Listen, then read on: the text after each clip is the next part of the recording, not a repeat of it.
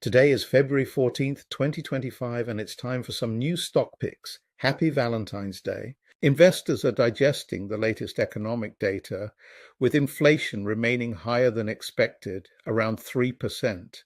They're also digesting the announcements and actions out of the new administration in the US, with DOGE, the Department of Government Efficiency, making headlines about their ability to cut waste in the first couple of weeks of operation. Tariffs and possible trade wars with Canada, Mexico, China, and Europe are being discussed.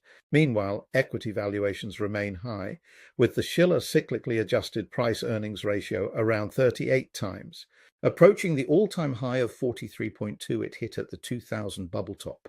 The US equity market is likely overvalued, but it still remains one of the best places to invest.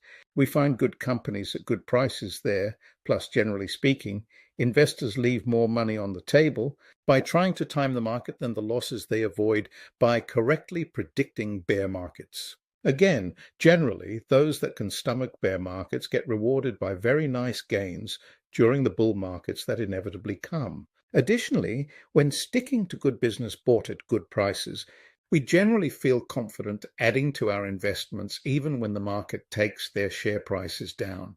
With all that in mind, and completely coincidentally with the fact that it's Valentine's Day today, my first stock pick is going to be the Hershey Company, symbol HSY on the NYSE.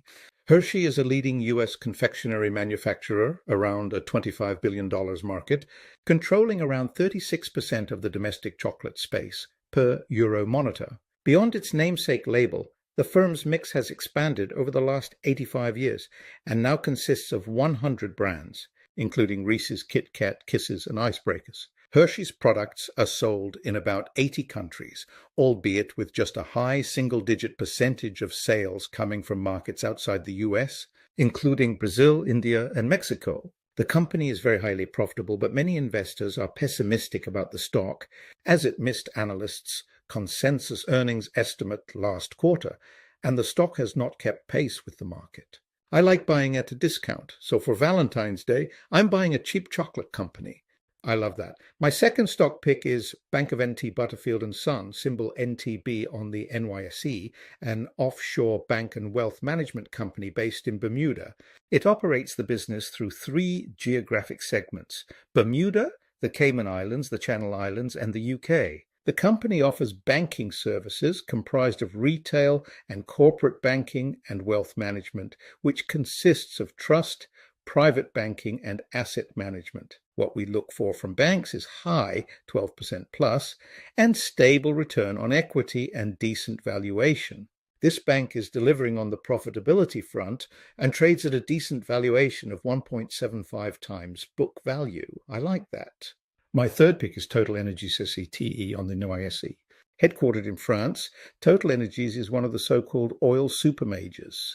The other ones are ExxonMobil and Chevron from the US, BP from Britain, Shell from the Netherlands, and Eni from Italy. These large oil and gas companies are fairly mature and are seeking ways to maximize returns for shareholders. Having said that, this stock is primarily for income-oriented investors to hold outside tax-sheltered accounts, such as RRSPs.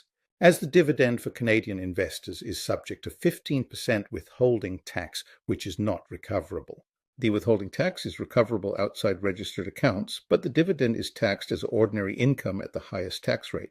The dividend yield is around 5.4% and stable, and I expect a 5% annual growth in book value over the next 10 years. I expect long-term total return of around 10% per year from this stock. As always, if you have questions about whether these stocks fit in your portfolio, or if you have any other investment-related questions, give us a call.